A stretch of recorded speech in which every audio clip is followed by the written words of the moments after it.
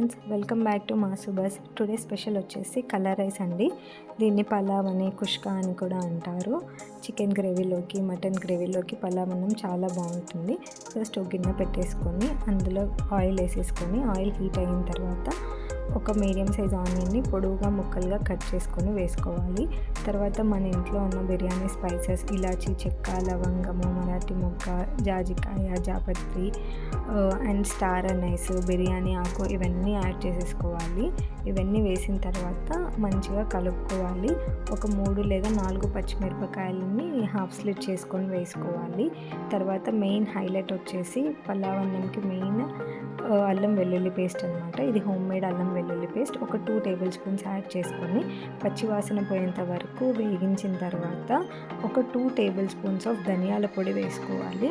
ధనియాల పొడి, అల్లం వెల్లుల్లి పేస్ట్ మంచిగా కలిసిపోయి మంచిగా వేగి ఆయిల్ రిలీజ్ చేయాలన్నమాట.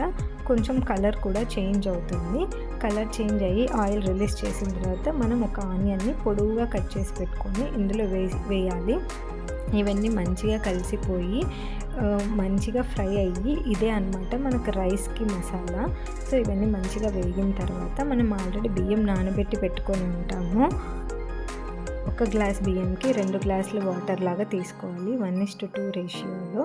సో మనం వాటర్ యాడ్ చేసేసుకొని అన్నంకి తగ్గట్టు ఉప్పు యాడ్ చేసుకోవాలి. మనం ఇంతవరకు మసాలాలో ఉప్పు యాడ్ చేయలేదు.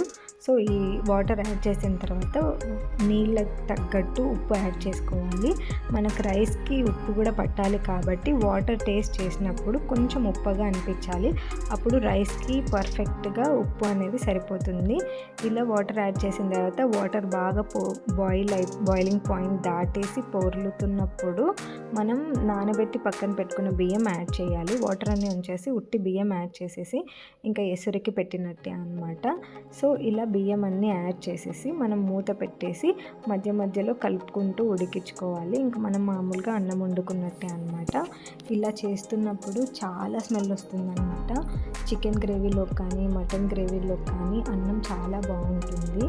బిర్యానీ తర్వాత ఈ చికెన్ మటన్లోకి అంటే అందరూ నాకు తెలిసి పలావ్ అన్నంనే ప్రిఫర్ చేస్తారు. సో ఇలా మంచిగా ఉడికిన తర్వాత మధ్యలో మనం చెక్ చేసుకుంటూ ఉండాలి. సో ఆల్మోస్ట్ వాటర్ అంతా ఇంకిపోయింది. ఇప్పుడు సిమ్లో పెట్టేసి మూత పెట్టి మగ్గించాలన్నమాట. చూడండి, అన్నం మెత్తగా కూడా అవ్వలేదు, అలా అని ఎక్కువ పొడి పొడిగా కూడా అవ్వలేదు. అందరూ చేసే పలావ్ అన్నం కంటే మా అమ్మ చేసే పలావ్ అన్నం నాకు చాలా ఇష్టము.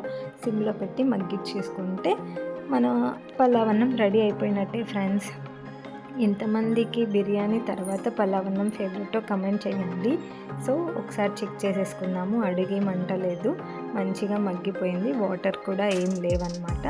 సో ఇంకా మనం తినడానికి రెడీ అయిపోయినట్టు. ఇది వేడి వేడిగా పెట్టేసుకుంటే ఉట్టిదే తినేస్తాము.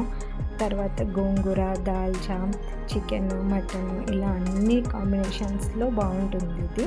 నాకైతే వేడివేడిగా ఉన్నప్పుడు ఉట్టి అన్నమే తినేయడం నాకు చాలా ఇష్టం అన్నమాట. సో మీరు ట్రై చేయండి.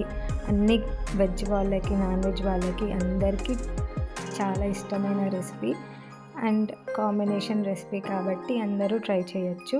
మీకు కూడా ఈ రెసిపీ నచ్చినట్లయితే ట్రై చేయండి, కమెంట్ చేయండి. Please like, share and subscribe friends. Thanks for watching.